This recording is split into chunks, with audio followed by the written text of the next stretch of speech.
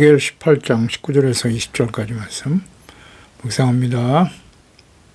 18장 19절 20절 말씀 있습니다. 그런데 너희는 이르기를 아들이 어찌 아버지의 죄를 담당하지 않겠느냐 하는도다. 아들이 정의와 공의를 행하며 내 모든 율례를 지켜 행하였으면 그는 반드시 살려니와 범죄하는 그 영혼은 죽을지라. 아들은 아버지의 죄악을 담당하지 아니할 것이요 아버지는 아들의 죄를 담당하지 아니하리니 의인의 공의도 자기에게로 돌아가고 악인의 악도 자기에게로 돌아가리라. 아멘. 의인과 악인에 대한 공정한 하나님의 심판. 율법에서 분명하게 명령하신 하나님의 뜻, 악을 행하면 사망에 이르게 된다는 것입니다. 악에 대한 하나님의 분명하고 강경한 뜻이죠. 자신의 판단과 결정, 행동에 대해 부모 혹은 가문, 공동체와 상관없이 개인적으로 심판하시는 하나님이십니다. 하나님과 그리스도 앞에서 각자가 살아온 선과 악한 행실에 따라 심판을 받게 됩니다. 우리가 한 모든 말과 행동에 대해서 숨김없이 우리는 하나님 앞에서 자백하고 다 직고하게 될 것입니다. 신실한 믿음의 부모, 하나님을 경외하는 가정에서 태어난 자녀들, 놀라운 은혜와 축복을 받은 것입니다. 그 소중함을 깨닫지 못하고 하나님과 예수 그리스도를 알고 순종하는 거룩한 하나님의 자녀로 살아가는 삶에 힘쓰지 않고 악한 세대를 본받고 악을 행하며 돌이키지 않는 교만한 자녀들은 아닌지 항상 살펴보아야 합니다.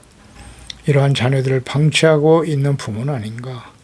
성경과 역사가 각 가정에서 일어난 비극이 각자에게 임하게 될 것입니다. 말씀대로 되겠죠.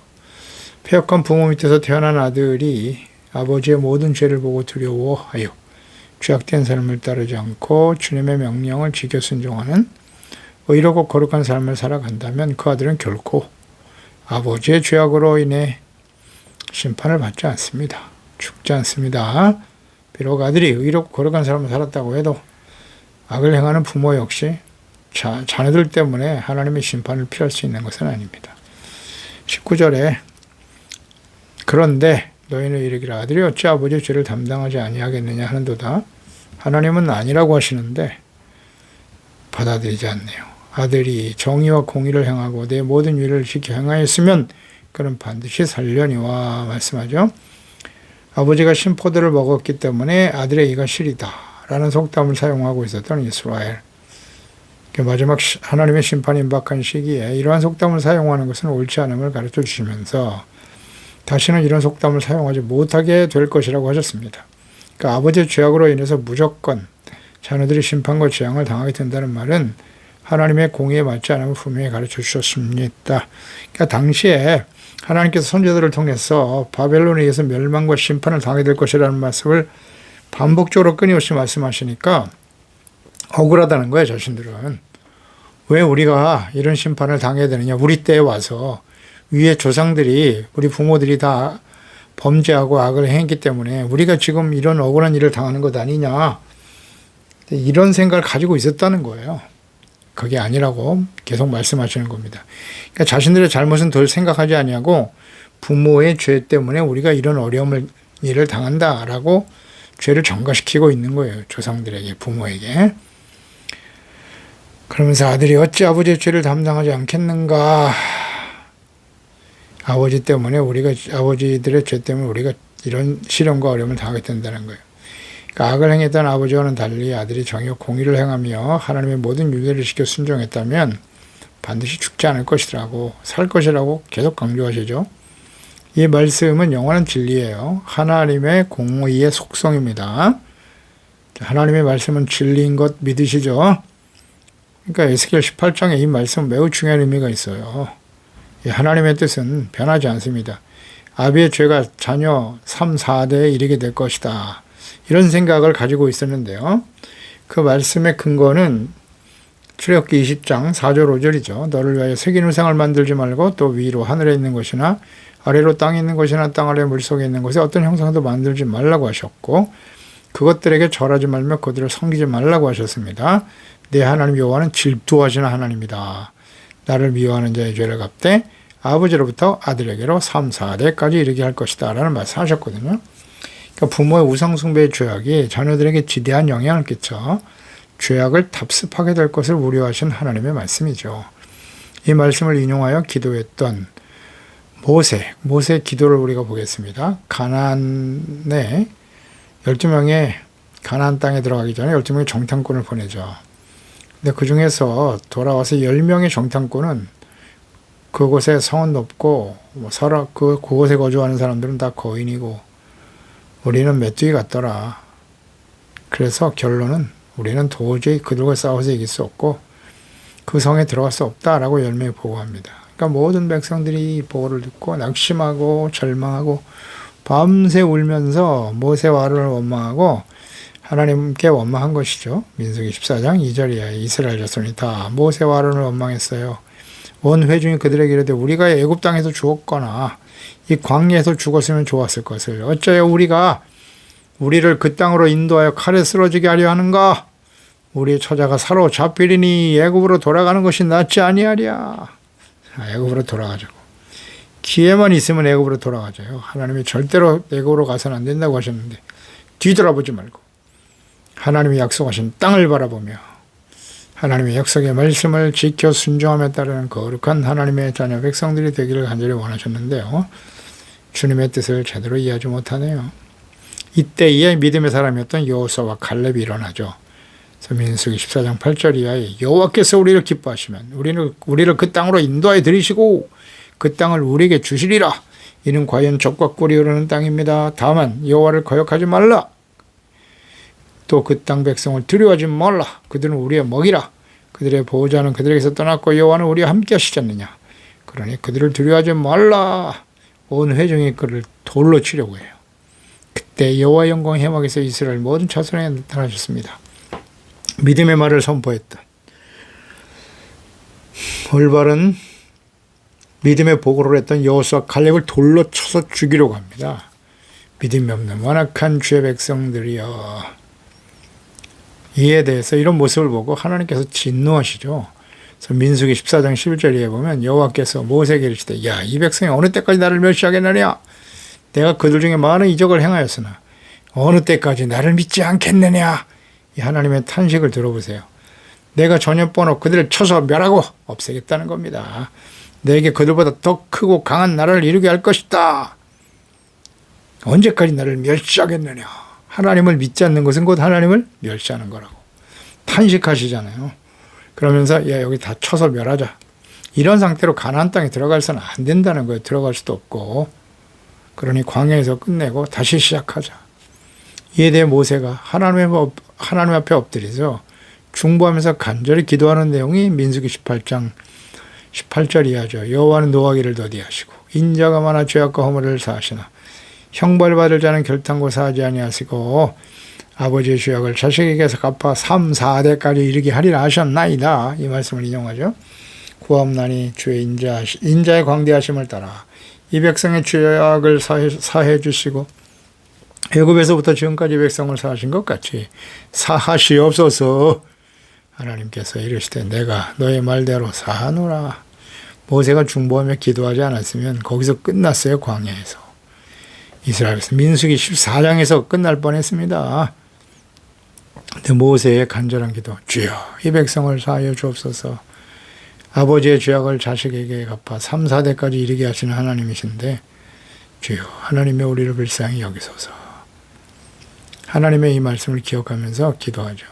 당시 애굽에서 구원받은 1세대 아버지들의 죄악으로 인해서 자녀 3세대까지 하나님의 진노가 임하게 될 것을 두려워하면서 하나님께 자비와 공의를 구했던 모세. 그때부터 이스라엘 백성들에게 저런 아버지의 죄를 자녀들이 담당해야 될 것이다 라는 생각을 가지게 되었을 것으로 보입니다. 그러나 이 말씀에 대한 하나님의 뜻은 부모의 죄가 자녀들에게 나쁜 영향을 줄 수는 있으나 자녀들이 부모의 죄악을 따르지 않고 정의와 공의를 행한다면 그 자녀들은 결코 하나님의 공의의 심판을 받지 않을 것이다. 그것이 하나님의 공의죠. 이런 하나님의 뜻대로 출애굽 당시 불신앙하고 원망 불평하며 10번이나 하나님을 시험했고 멸시했던 1세대, 애굽에서 구원받은 1세대는 모두 다 광야에서 죽었습니다. 여호수아와 갈렙만 빼고는. 그 이후에 일어난 자녀 세대들이죠. 그래서 여호수아의 인도에 따라서 일사불란하게 순종하여 가나안 족속을 물리치고 하나님이 주신 약속의 땅을 정복하게 되었습니다.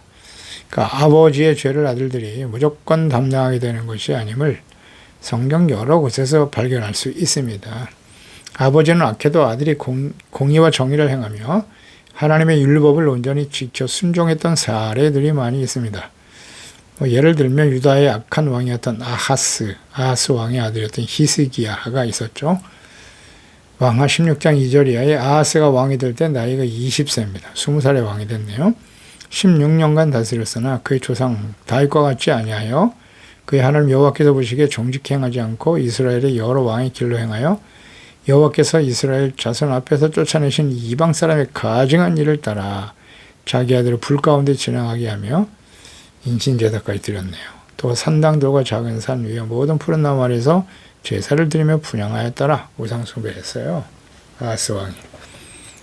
16장 10절 이하에 보면 아하스 왕이 아수르 왕 디글랏 빌레셀을 만나러 다메섹에 갔다가 그 제단을 보고 아하스 왕이 그 제단의 구조와 제도의 양식을 그려 제사장 우리아에게 보냅니다. 그러면서 아하스 왕이 다메섹에 돌아오기 전에 제사장 우리아가 아하스 왕이 다메섹에서 보낸 대로 모두 행하여 제사장 우리아가 제단을 만들었다. 그래서 여호와 앞 성전 앞에 있던 노제단과 새 제단과 여호와의 성전 사이에 옮겨다가 그 제단 북쪽에 컷을 두었다 그랬어요. 아수르에 가서 아수르가 섬기는 그 신들을 섬기는 제단이 너무 아름다워 보였던 것 같아요. 그 아수르 우상을 보고 은혜를 받아가지고 그 제단을 그대로 양식 그대로 우리도 만들어서 성전에 비치하도록 제사장 우리아에게 보냅니다. 뭐 제사장도 아니죠. 제사장 우리아는 왕이 이런 일을 하면 하나님이 기뻐하시지 않습니다. 하나님이 어찌 우상의 제단에 드려지는 제사를 받으시겠나이까? 이래야 되는 거 아니에요, 제사장이.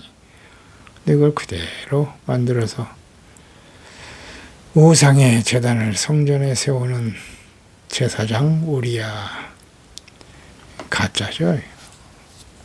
이런 가짜 제사장, 가짜 목사들이 얼마나 많은지. 20세 왕이 됐는데 말이죠. 아하스.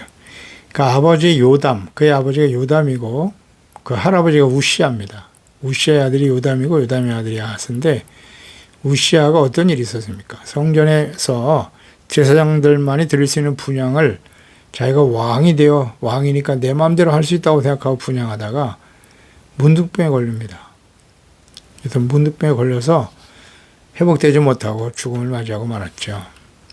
이런 모습을 그 아들 요담이 보았죠. 그래서 그 우시아의 아들 요담은요, 아버지가 성전에 들어갔다가 문둥병 걸리는 걸 보고 두려워서 성전에 들어가지 않습니다.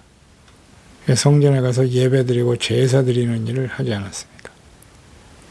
제가 하나님을 경외하는 것을 배우지 못했다. 결국 숭배자가 되고 말았습니다. 온갖 악을 행했던 아버지 아하스와는 다르게 그 아들 히스기야는 하나님을 경외하는 왕이 되죠. 그러니까 요담이 성전에 들어가서 예배 드리는 제사 드리는 것을 하지 않았기 때문에 그 아들 우시아 아하스가 하나님을 경외하는 법을 배우지 못한 거예요. 중요합니다. 아버지가 하나님께 나가 제사하고 예배 드리는 본을 보이지 못했단 말이에요. 두려워했어요. 그래서 아하스와 같은 패역한 자식이 나온 거예요. 온갖 악을 행했던 아버지 아하스와는 다르게 이 놀라운 은혜죠. 그 아들 히스기야는 오히려 하나님을 경외하는 왕이었죠.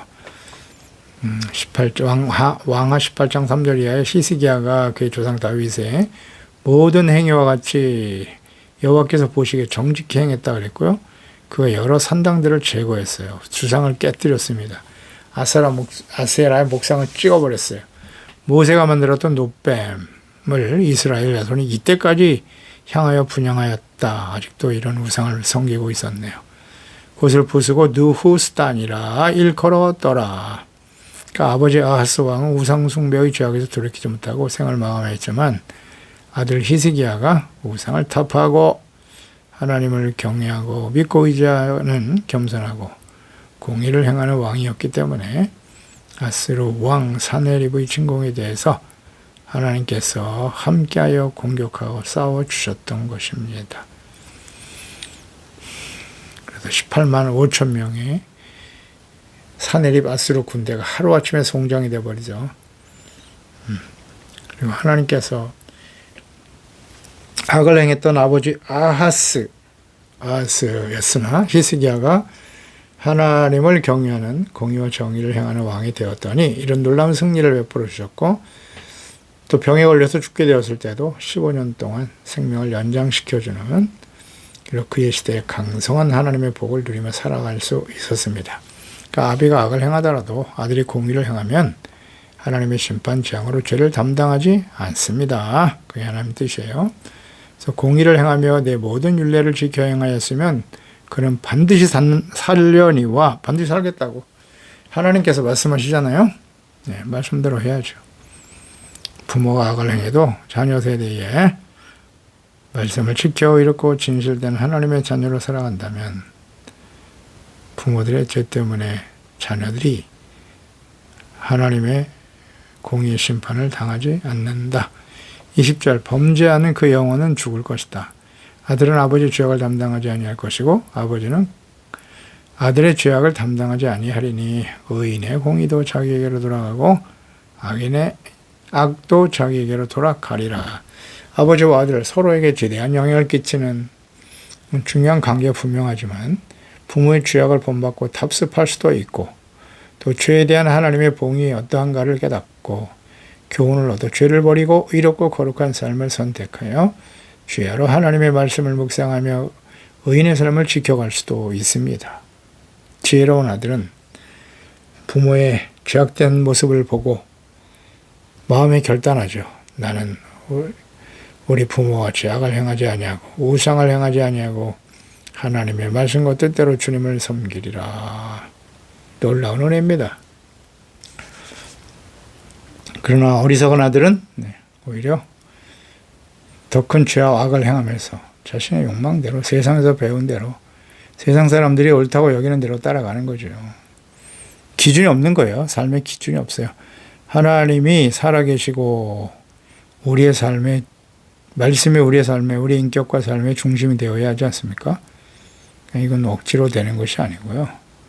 하나님의 성령께서 우리 가운데 임하셔서 우리를 거듭나게 해주셔야만 가능한 일입니다. 악인의 죄에 대해서 하나님께서는 각자의 선택과 삶에 대해서 행한 대로 갚아주시는 분이다 라는 것을 생각합니다. 오늘도 부모가 오늘날 마찬가지죠. 부모가 불신자로 살았더라도 아들이 예수 그리스도를 믿고 의롭다함을 얻고 구원받은 이후에 하나님의 말씀을 주야로 묵상하면서 죄를 버리고 의롭고 거룩하고 착함, 진실된, 빛된 자녀로 살아간다면 결코 부모의 죄에 대한 하나님의 심판, 저주가 자녀들에게 임하지 않습니다.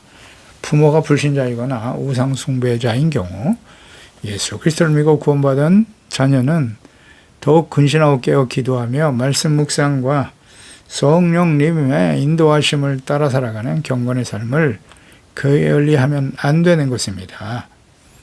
그러니까 부모의 죄가 자녀에게 내려오지 않는다고 하셨는데요. 그것 때문에 자녀들이 심판받는 일은 없지만 그러기 위해서는 그 자녀들이 의를 행해야 된단 말이에요. 의를 행해야 돼요. 하나님의 말씀을 주야로 묵상하고 의롭고 진실한 하나님의 자녀로 살아가는 일에 힘써야 됩니다. 근데 부모가 악을 행하고 우상숭배의 죄악으로 인생을 마감했다면 그의 삶이 자녀 세대에 아주 지대한 영향을 미치는 게 사실란 말이죠. 분명히 그런 모습으로 자녀들도 살아가게 돼요. 하나님의 성령께서 역사하시고 그를 거듭나게 하시지 않는다면 신앙생활은 거의 형식에 치우칠 가능성이 크죠. 따라서 믿지 않는 부모 밑에서 우리가 구원받아 하나님의 자녀가 된 경우에는 부모로부터 엄청난 박해를 받을 수도 있어요. 예수님을 믿는 것 때문에. 이것은 영적인 문제이기 때문에 부모 형제 간에도 서로 원수가 되게 하는 그런 하나의 원인이 되기도 하는데요. 그러니까 이런 시련과 어려움들이 있어도 우리 하나님의 자녀들이 근신하고 깨어 기도하는 겁니다. 또 자녀들이 잘 믿는다고 해서 믿지 않는 부모가 구원을 받고 천국으로 올라가는 그런 일은 없어요. 그건 아주 분명하죠. 그래서 하나님 앞에 오히려 그것을 교훈으로 삼고 또 부모들이 회개하고 주님께 돌아올 수 있도록 끊임없이 기도하며 간구하는 의의 삶을 지켜가는 하나님의 자녀들이 되어야 합니다. 그러니까 예수 그리스도를 믿고 구원받은 자녀는 더욱더 근신하고 깨어 기도해야 돼요. 말씀 묵상과 성령님의 인도하심을 따라 살아가는 경건의 훈련을 게을리하면 안 됩니다. 모든 그리스도인들에게 이것은 동일하지만 악한 원수마귀가 우는 사자와 같이 삼킬 자를 찾고 있다는 사실을 간과해서는 안 됩니다. 끊임없이 공격해 오는 거예요. 베드로전서 5장 6절이야죠. 하나님의 능하신 손 아래서 겸손하라. 때가 되면 너희를 높이시리라. 너희 염려를 주께 맡겨라. 이는 그가 너희를 돌보심이라. 근신하라 깨어라. 너희 대적 마귀가 우는 사자같이 두루다니며 삼킬 자를 찾는다. 너희는 믿음을 굳건하게 하여 그를 대적하라 말씀하고 있죠. 근신하고 깨어야 될 이유, 악한 원수 마귀가 우는 사자같이 삼킬 자를 찾고 있다. 어떤 사람이 삼킬 자이겠습니까? 하나님의 말씀에 무지하거나 주님의 말씀을 책망, 회개, 이 말씀을 듣고 죄를 버리고 돌이키지 않고 여전히 죄인의 길에 서 있는 사람들, 사탄의 공격 대상이죠. 죄인의 길에 서 있는 사람들이에요. 회개하고 돌이키지 아니하고 그런 사탄의 밥이 되고 마는 거예요. 의의 길을 가야죠. 하나님의 말씀을 따라가야죠. 길이요 진리요 생명 되신 예수 그리스도와 함께 그게 주님의 말씀을 따라 성령님의 인도하심을 따라 그 길을 가야 됩니다. 믿음을 굳건하게 해야 돼요. 대적하라. 마귀를 대적하려면 어떻게 해야 돼요? 하나님의 전신갑주로 무장이 돼야죠. 그냥 싸워서 이길 수 있는 게 아닙니다. 겸손해야 돼요. 야고보서 4장 6절이야죠. 더욱 큰 은혜를 주신다. 하나님의 교만한 자는 물리치시고 겸손한 자에게 은혜를 주신다 하였나니라. 교만한 상태로 나가면 백전백패입니다.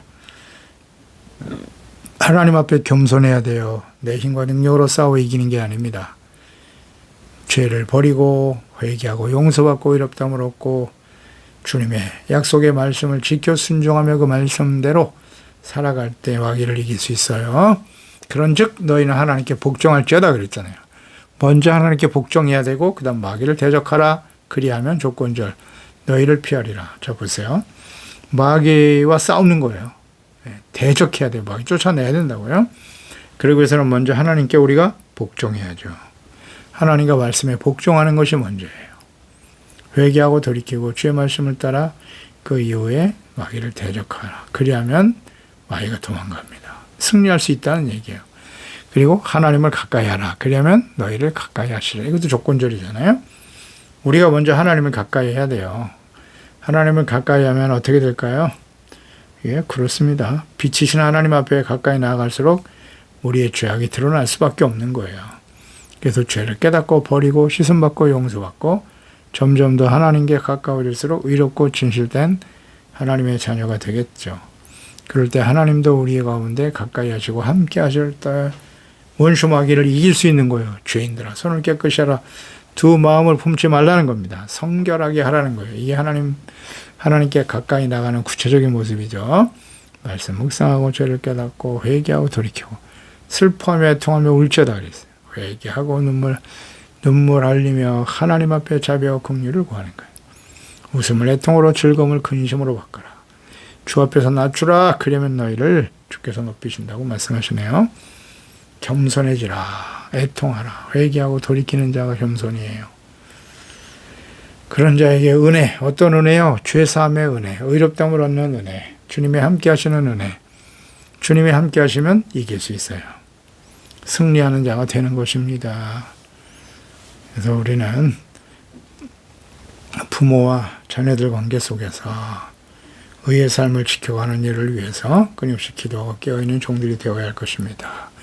기도하겠습니다. 하나님 아버지, 오늘도 주의 말씀을 묵상하면서 부모와 자녀들의 관계가 너무나 소중하지요.